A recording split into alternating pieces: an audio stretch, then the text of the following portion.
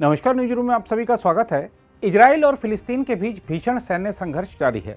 Israeli सैन्य प्रवक्ता की ओर से सोमवार को जारी बयान के अनुसार गाजा के पास 7-8 बिंदुओं पर लड़ाई छिड़ी हुई है। हम आपको बता दें कि इस संघर्ष में अब तक दोनों पक्षों की ओर से 1500 से अधिक लोग मारे जा चुके हैं। इजरायली सेना ने सोमवार को कहा है कि उसने रात भर में गाजा पट्टी में हमास और इस्लामिक जिहाद के सैकड़ों ठिकानों पर हमला किया और 4 लड़ाकू डिवीजनों को दक्षिण में भेजा है, जहां उसने खूनी घुसपैठ के 2 दिन बाद भी इस्लामी आतंकवादियों से लड़ाई जारी रखी हुई है। बताया जा रहा है कि इजरायल के लड़ाकू विमानों, हेलीकॉप्टरों और तोपों ने रात भर गाजा पट्टी में 500 से अधिक हमास और इस्लामिक जिहाद के ठिकानों पर हमला किया, जिसमें हमास और इस्लामिक जिहाद कमांड सेंटर और हमास के वरिष्ठ अधिकारी रोही मश्ता का निवास भी शामिल है। बताया जा रहा है कि रोही मश्ता ने ही कथित तौर पर इजरायल में घुसपैठ को निर्देशित करने में मदद की थी। इस बीच विश्व नेताओं ने हमले की निंदा की है और अमेरिका ने कहा है कि वह युद्धपोत और युद्धक विमान भेज रहा है, क्योंकि उसने अपने सहयोगी इजरायल को अटूट समर्थन देने का वादा किया है। दूसरी ओर इजरायली मीडिया ने जानकारी दी है कि पड़ोसी गाजा में नागरिकों और सैनिकों सहित लगभग 130 इजरायलियों को बंधक बनाकर रखा गया है।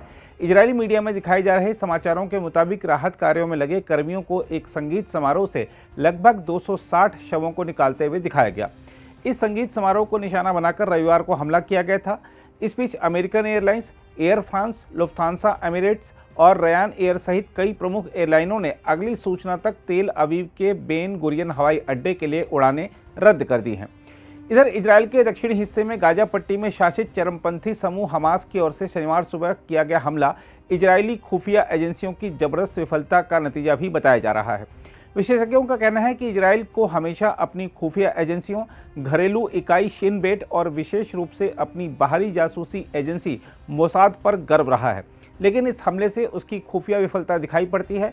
कुछ विशेषज्ञों का मानना है कि इजरायल ईरान का मुकाबला करने और इस्लामिक गणराज्य के परमाणु कार्यक्रम को विफल करने के प्रयासों में इतना व्यस्त हो गया कि उसने अपने ही निकट स्थित क्षेत्र की अनदेखी कर दी। हम आपको यह बता दें कि इजरायल ने हाल में हमास के साथ संघर्ष विराम पर सहमति व्यक्त की थी। इस पर कुछ विशेषज्ञों का कहना है कि राजनीति की घरेलू बाधाओं के कारण चेतावनियों को नज़रअंदाज कर दिया गया।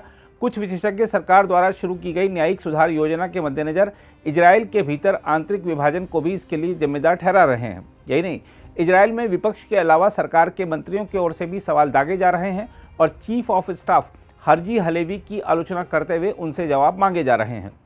इस बीच इजरायल के शीर्ष नेताओं ने हमास चरमपंथियों के अप्रत्याशित हमले के बाद पैदा हुई जटिल स्थिति से निपटने के लिए अपने मतभेदों को दरकिनार करते हुए देश में एक आपातकालीन राष्ट्रीय एकता सरकार बनाने की संभावना पर चर्चा शुरू कर दी है। इजरायल के दैनिक समाचार पत्र हारेच की रिपोर्ट के मुताबिक प्रधानमंत्री बेंजामिन नेतन्याहू तथा विपक्षी नेता यासर लापिड और बेनी गैंट्स ने बातचीत के दौरान नेतन्याहू की सरकार में शामिल होने की संभावना पर चर्चा की। दोनों विपक्षी नेताओं ने सरकार में शामिल होने को लेकर अपनी इच्छा व्यक्त की, लेकिन लापिड ने दक्षिणपंथी नेताओं और मंत्रियों के अलावा बेजेलेल स्मोट्रिच और इटमार बिन ग्विर को हटाने की मांग की। वहीं बेनी गैंट्स दोनों को साथ सरकार में शामिल होने को लेकर सहमत हो गए हैं। समाचार पत्र की रिपोर्ट के अनुसार लापिड ने बैठक के दौरान नेतन्याहू से कहा, इस आपातकालीन स्थिति के दौरान मैं सभी असहमतियों को किनारे रखकर एक पेशेवर सीमित आपातकालीन एकता सरकार बनाने को तैयार हूं, ताकि हम जिस कठिन, जटिल और लंबे अभियान का सामना कर रहे हैं उसका सही से प्रबंधन कर सकें। लापिड ने एक बयान में कहा, नेतन्याहू को पता है कि उनकी कट्टरपंथी और गैर कार्यात्मक कैबिनेट युद्ध का प्रबंधन नहीं कर सकती।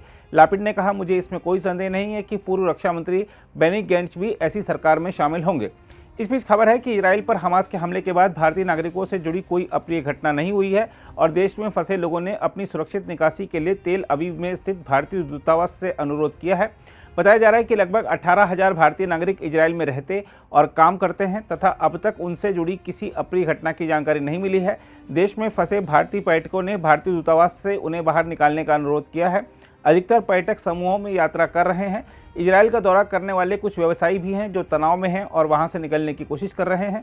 हम आपको बता दें कि तेल अवीव में भारतीय मिशन और फिलिस्तीन में भारत के प्रतिनिधि कार्यालय ने शनिवार को परामर्श जारी कर भारतीय नागरिकों से सतर्क रहने और आपात स्थिति में सीधे कार्यालय से संपर्क करने की अपील की थी।